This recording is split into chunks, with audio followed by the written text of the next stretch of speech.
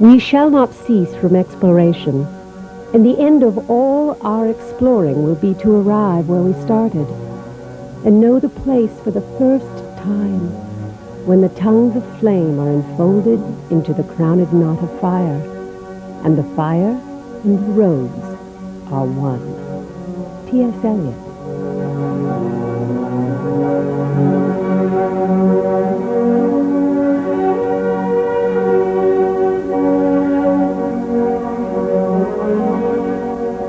What do the Hopi Indians, Adolf Hitler, Tibetan monks, and Icelanders have in common? Their belief in the idea that the earth is hollow. Their belief that the earth is not just physically hollow, but that this inner place, this inner realm, is the source of paradise. Scores of myths talk about it in every country and every culture. Is it true? We don't know. But join us as we begin our journey to discover the truth about the hollow earth.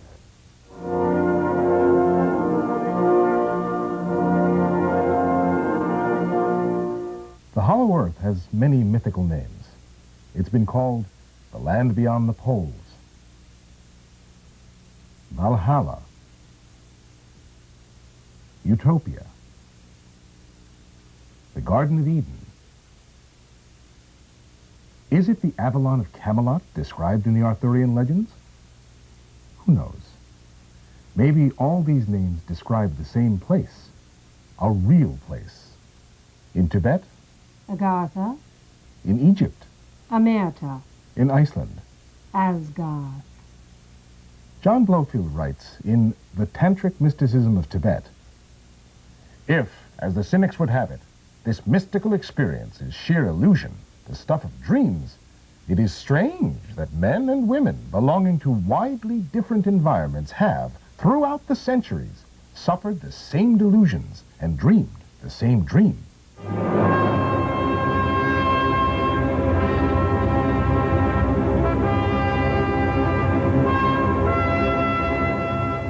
The hollow earth. In many legends, it is described as paradise lost.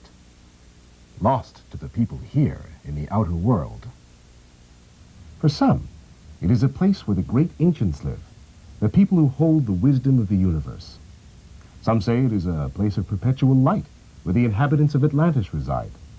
In Iceland, belief in the hollow earth, or ultima thule, as a physical, mystical place is very common. In fact, most of the Icelandic folklore originates with this belief. To some Buddhists, it is a holy place, a place of great spiritual power. Other modern-day believers say the hollow earth is not the source of great knowledge, but rather the source of the greatest government cover-up ever known. That the hollow earth is actually connected to every major conspiracy theory in more ways than one.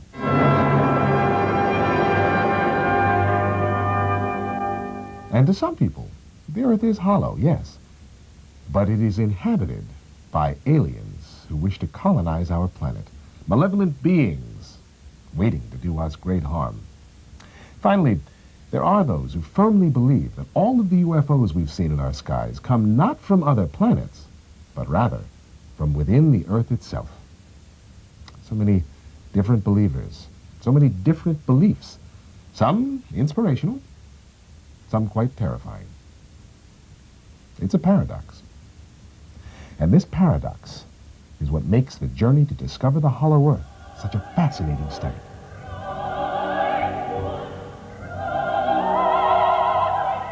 Let's look at some scientific data. Now, we do have one indisputable hard fact. Our perception of the universe is changing every second. New discoveries have redefined our definitions of time and space. And as physics and metaphysics continue to cross paths, as hard science continues making new discoveries, our perception and awareness of reality will change drastically. Could there be a way to make a journey into the inner realm, a real physical place inside the earth, and by doing so, by going to the center of the earth, bring paradise to mankind here on the outer earth? There is a group of researchers who work with the International Society for the Complete Earth This team of researchers has examined every aspect of the hollow Earth for the last 15 years. There's one thing we're certain of. We're looking for an answer to a question. Is the Earth, in fact, hollow? And populated with a race with advanced knowledge and technology? If so, what does this mean for the world? In the Western world, the idea has been explored by many modern writers. H.G. Wells, Aldous Huxley, Hermann Hesse. As the author of Lost Horizon, James Hilton writes about Shangri-La, a lost paradise. Sound familiar? And the most famous of all, Jules Verne's A Journey to the Center of the Earth.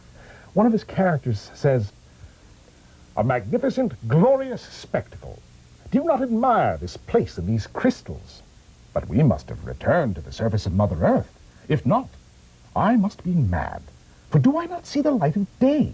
Do I not hear the whistling of the wind? Ah, our geological science must be in its infancy." A myriad of books, all exploring the idea of a hidden paradise in a secret place. Now, what prompted all of these writers to write of this lost and hidden paradise? Random thoughts? Maybe. It's well documented how the Eastern world looks at the idea of the hollow Earth. In religion, it's considered a true geographic and metaphysical place. Many Tibetan monks won't even discuss the location of the secret entrances to the hollow Earth. Some Buddhists, when they talk about the journey within, they mean the journey within the soul and the journey within the earth. When asked if the inner earth wasn't just some imaginary place or the paradise of the mind, the Dalai Lama stated emphatically, no, definitely not. Shambhala has a material existence in this world. There are certain places in the world which are considered geographical access points, like Mount Pago Punsum in Tibet, Stonehenge in England, Mount Shasta in California, certain caverns in South America, caves at the bottom of the ocean floor, and of course, the openings at the North and South Poles. The Western idea that the Earth was hollow began in the scientific community in 1628, when British astronomer Edmund Halley, of comet fame, proposed, "I believe the Earth consists of concentric spheres like a Chinese puzzle box. These spheres support life and are bathed in perpetual light." Halley also had definite ideas about the aurora borealis. Now we know the world is flattened at the poles, so the outer layer of the Earth, the outer layer of my Chinese box, could be thinner, allowing gas to escape from the interior of the Earth. Then along came John Sims with his Sims holes theory in the 1800s. Halley was right about the concentric spheres, but he missed the openings at the poles. The oceans flowing in and out of these openings, and I feel there is no doubt there are also inhabitants inside the Earth. Sims' theory caused enough excitement to inspire Congress and the President of the United States, John Quincy Adams, to finance the Wilkes Sea Expedition. Led by Lieutenant Charles Wilkes, it was the first major American sea quest to locate and explore the hollow Earth. President Adams exclaimed, "I am fascinated by the possibilities. We need to be willing to go forward in discovering new lands, expanding our horizons. I say give them the money. This could be the greatest discovery since America." The Smithsonian was created to house all the artifacts found during the sea quest. It's true. The Smithsonian and the hollow Earth. Perhaps new discoveries from the hollow Earth found on future expeditions will end up in the Smithsonian. In 1929, Marshall B. Gardner, the author of A Journey to the Earth's Interior, or Have the Poles Really Been Discovered, wrote, "I find all the previous theories to be somewhat on the right track, but in addition, I believe the interior of the Earth is being illuminated by a sun that is approximately 600 miles in diameter, and the holes at the poles are definitely over 1,000 miles in diameter." Gardner went on to challenge all claims made by any explorers who had previously found the poles. One of the most controversial hollow earth theorists was Cyrus Teed, who declared in 1897, "We actually live inside the Earth. We live on the inner surface of the shell, and inside of the hollow are the sun, moon, stars, planets, and comets. There is absolutely nothing on the outside. The inside is all there is." Teed held steadfast to this belief for 40 years. Now, the Teed cult survived into the 1940s and gained supporters in Germany when an aviator named Peter Bender became convinced that Teed was right. The movement gained serious momentum in Germany and became known there as the Hollow Earth Society. It still flourishes there to this day. Karl Haushofer, Rudolf Hess, and eventually Adolf Hitler himself became enmeshed in Hollow Earth beliefs. Now, always fascinated by the occult, Hitler and his secret Thule Society sought contact with what he believed to be their gods that lived within the center of the earth. But more about Hitler later. Even into the 1950s, interest in the Hollow Earth flourished. Dr. Raymond Bernard, who wrote the book, The Hollow Earth, began a settlement in South America for people who wanted to join him on his quest to discover the entrance to the Hollow Earth. In the 1960s, Dr. Bernard disappeared into the caverns of South America. Believers say he made it to the center of the earth. Disbelievers say he died lost and alone. Today, the Hollow Earth theory has many ardent supporters. In addition to the ISCE quarterly newsletter, there are books, magazines, and publications from all over the world. But now, we must go back to Hitler. Terrifying, fascinating Hitler. The Hollow Earth and Hitler are deeply connected. In 1942, the Nazis became involved in explorations of the South Pole, creating their version of spacecraft built to investigate the Hollow Earth. There is even documentation of several Nazi adventures that involved the Hollow Earth. At one point, they sent Dr. Heinz Fischer, an expert in infrared rays, to the island of Rügen in the Baltic. Why the Baltic? Because the Nazis not only thought that our Earth was hollow, but they embraced Halley's concentric rings theory as well. You see, they thought that our Earth was in the hollow of another planet. So, Dr. Fischer thought that by turning his camera upwards toward the sky, he could, by reflection off that outer shell up there, get a very good picture of the British fleet in English waters.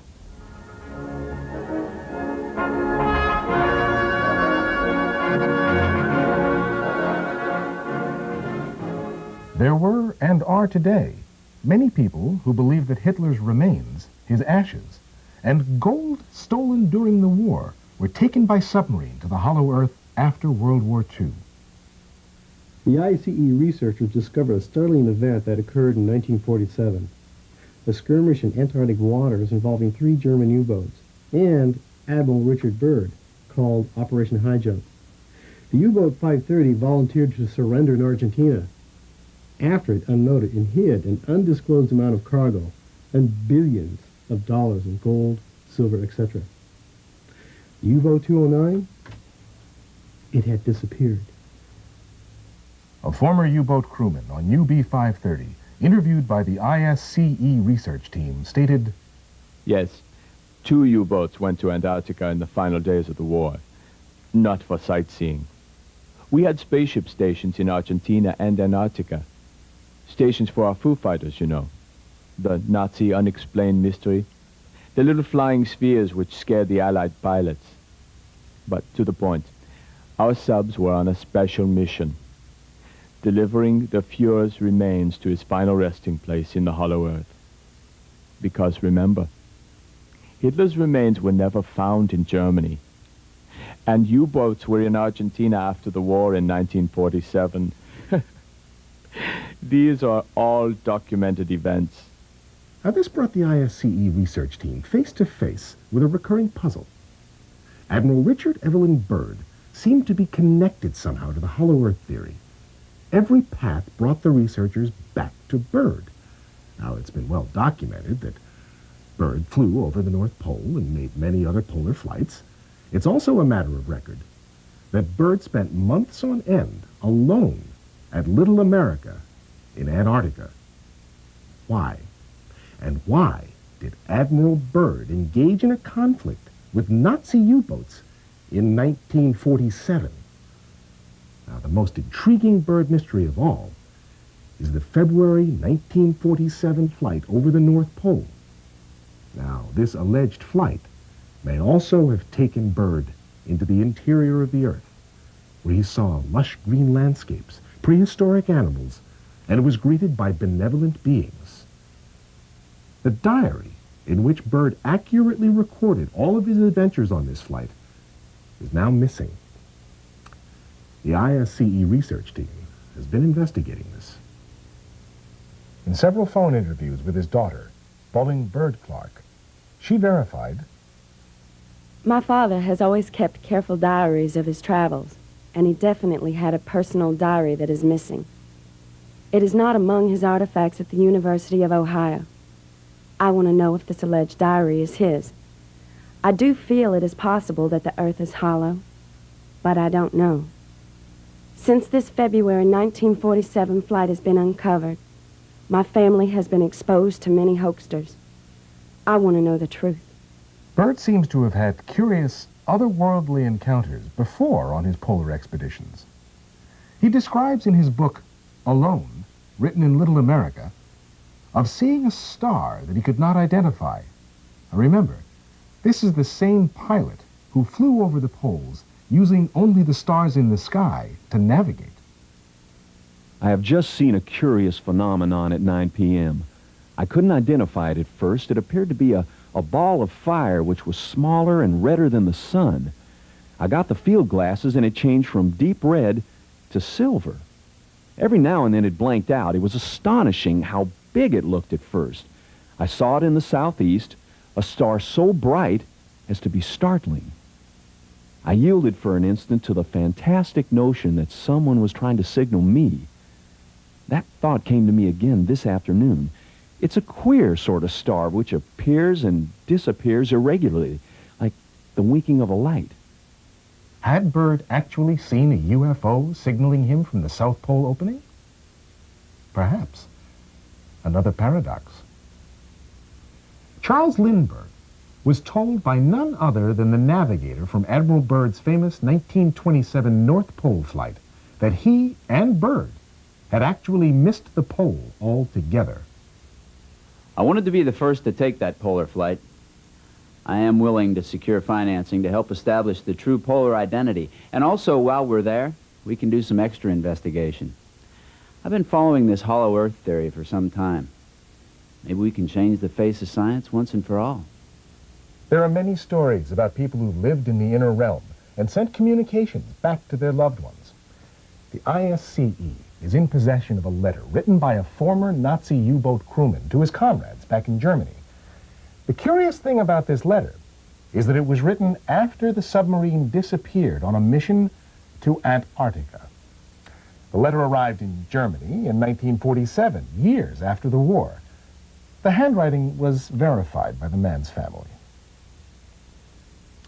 20 April 1947. Dear old comrade, this news will be a surprise for you. The submarine 209 made it. The Earth is hollow. The whole crew is well, but they cannot come back. We are not prisoners. This is your last connection with the submarine 209. With hearty greetings, your friend, Hans. Does all this seem curious or even outlandish?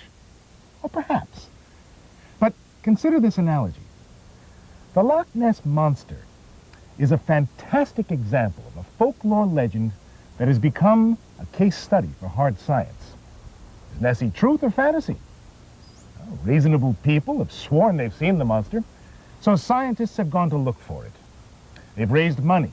They've gone on expeditions.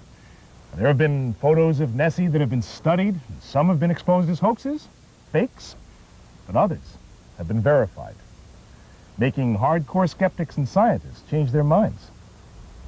So, as science continues to explore the universe, our perception of reality changes. Now, what does hard science have to say about geophysical planet Earth? It's hard, molten iron with a mantle crust. No, that's already old news. Newsweek, Scientific American, and New Scientist, to name a few, have written about the new theory of what constitutes the Earth's core. Scientists feel that the core could be a new, never-before-seen, mysterious form of iron. Scientists are reevaluating their idea of the temperature of the Earth's core. The new thought, it could be cooler. Cool enough to sustain life forms? Infrared mapping of the Earth has shown underground caverns and inner continents inside the Earth. Now that could make room for paradise inside the Earth's crust. Reality changes again. Now, with these new thoughts in mind, the ISCE researchers feel that anything is possible, especially concerning the hollow Earth. Most importantly, the ISCE is committed to making a journey to discover the hollow Earth, to see if Sims was right, if there are really openings at the poles, to actually reenact Byrd's famous February 1947 flight over the North Pole. I'm the operations manager for the ISCE. I've been involved with Danny Weiss and the research now for about 15 years. We've been gathering information from books and all sorts of other sources leading up to this big adventure. We've got a lot of people interested now in our reenactment of the North Pole flight. And we have people from all walks of life. We have other fellow researchers interested in the physical and geophysical possibilities of it. We have metaphysical people who are interested in that possibility. We have UFO people. We have teachers, a doctor, and obviously a pilot. This adventure is being undertaken in association with the Icelandic government. The flight will begin in Iceland, then fly to Spitsbergen, and then fly across the pole and beyond. We want to put this mystery to rest. In anticipation of the trip, we're trying to build the biggest possible library and data bank and resource center of videos or books, materials, magazines, anything we can find relating to the subject. We want to gather it all into one central storehouse and be the world's source on the subject, if possible. As the skies over the North Pole have opened up with the close of the Cold War, Weiss has been rapidly putting together this daring reenactment to see if the truth can be found. Now, if you have any questions on books or materials about the hollow Earth, or more importantly, if you're an adventurer and would like to join this journey to the center of the Earth, please contact the International Society for a Complete Earth. This could be the most exciting adventure of your life. As Shakespeare wrote, there are more things in your heaven and earth than are dreamt of in your philosophy.